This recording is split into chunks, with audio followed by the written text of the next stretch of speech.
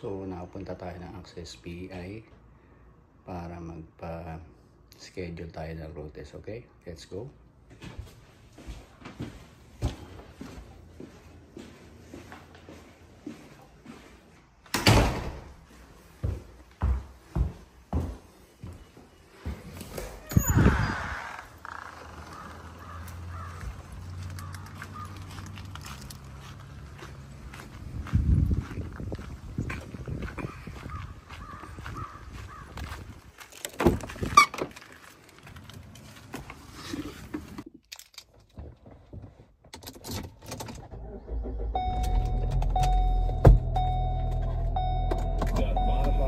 We've got modified trucks, modified lawnmowers, which are really cool to watch. Little lawnmowers all wired up. They're pretty cool. They'll do a little more than cut your grass.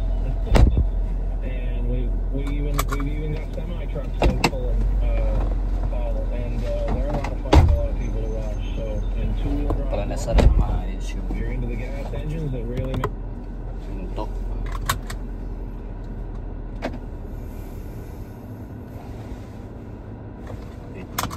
camera sa likod.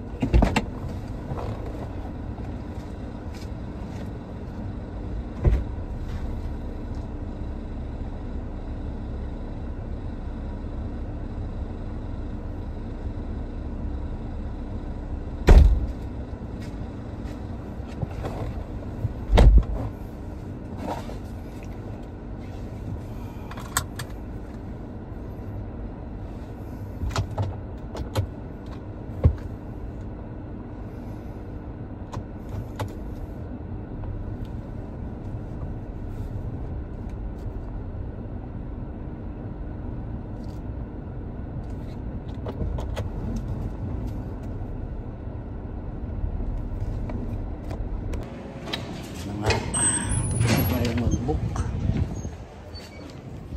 ng road test. So sa August 28, yan, paper natin. So good luck sa atin, hopefully makapasa. And syempre pag-pray natin yan para makakuha na tayo ng G license. Okay, so dito muna tayo sa case. Di papacheck ko yung gulong kasi parang feeling ko gumigewang eh. Papacheck ko yung tire pressure kasi dito sa Canada ang pahangin or yung tire pressure may bayad. Ayun, na-check na nga yung tire pressure as per dun sa technician. So hindi nga siya pantay.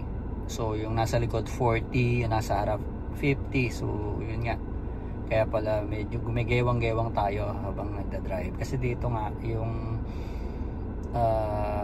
tire pressure machine last time na ginamit natin walang gauge. So parang wala kasi rin kasi ako nung equipment na measure yung tire pressure. So yun, okay na sana. So pauwi tayo, mamaya may duty pa tayo. Okay, thank you so much, see ya.